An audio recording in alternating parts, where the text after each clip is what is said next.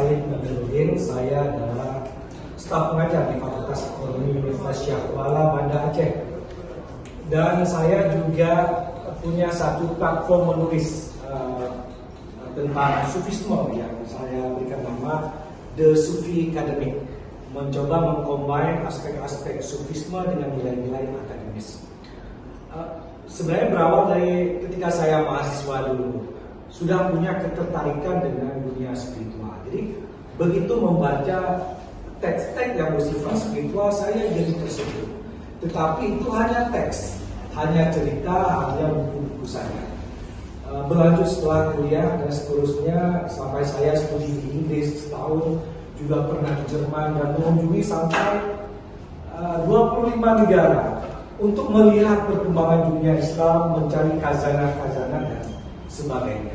Sampai pada titik saya berdoa sampai setahun lamanya supaya dipertemukan dengan kakak guru yang kira-kira bisa membuka apa sebenarnya rahasia di balik semua fenomena yang saya baca saya ini.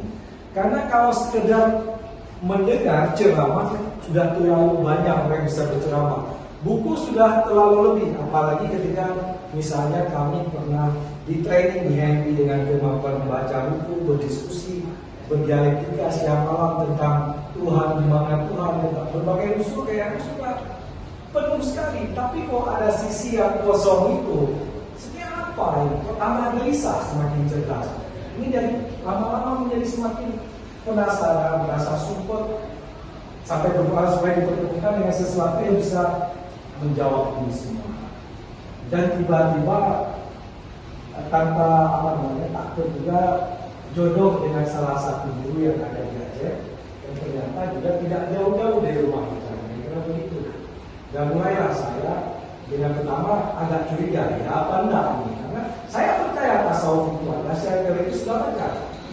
Begitu masuk ke wilayah tasawuf, mulailah diperkenalkan dengan adab-adab yang menurut saya ini sangat mengejutkan. Kenapa? Dari banyak ngomong disuruh banyak diam, dari tidak bertanya disuruh tanyakan langsung pada Allah. Kira-kira begitu.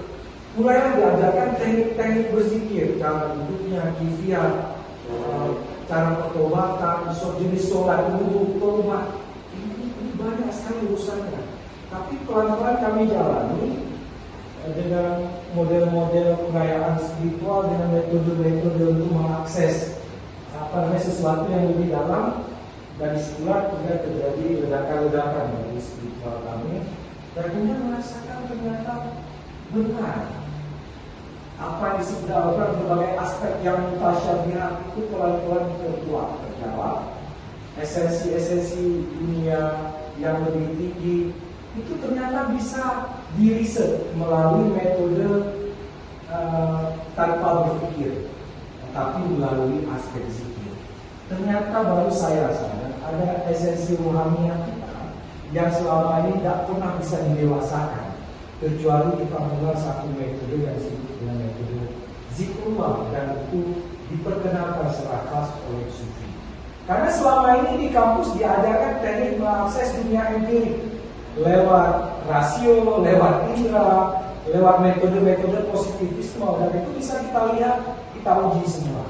Tapi alam-alam metafisika yang bukan hakikat itu semua, alam yang lebih tinggi sampai hubungannya dengan pencipta, ini semua ternyata hanya bisa diakses melalui metode lipat lidah langit-langit, pejamkan mata, lalu hubungkan dirimu dengan para pembawa frekuensi divine yang sangat tinggi. Jadilah kemudian saya sampai lahir www.saidnabiluddin.com yang kemudian menuliskan sekarang sampai setahun ada 100 artikel yang sifatnya sufisme tapi rasional untuk membuktikan kepada publik khususnya akademik ternyata sufi sangat rasional, tetapi hanya menggunakan sebuah metode yang selama ini telah ditinggalkan adalah empirisme barat yang terlalu materialis, dan itu adalah metode ruhiyah. Kalau kita tidak mengembangkan metode ruhiyah, kecerdasan kita tidak akan sampai pada level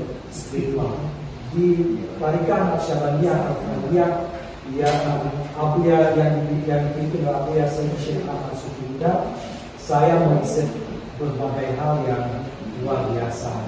Ini yang mengcombine dengan kecerdasan yang akademik selama ini kami lakukan. Demikian, wabillahi taufiq wal hidayah. Assalamualaikum warahmatullahi wabarakatuh.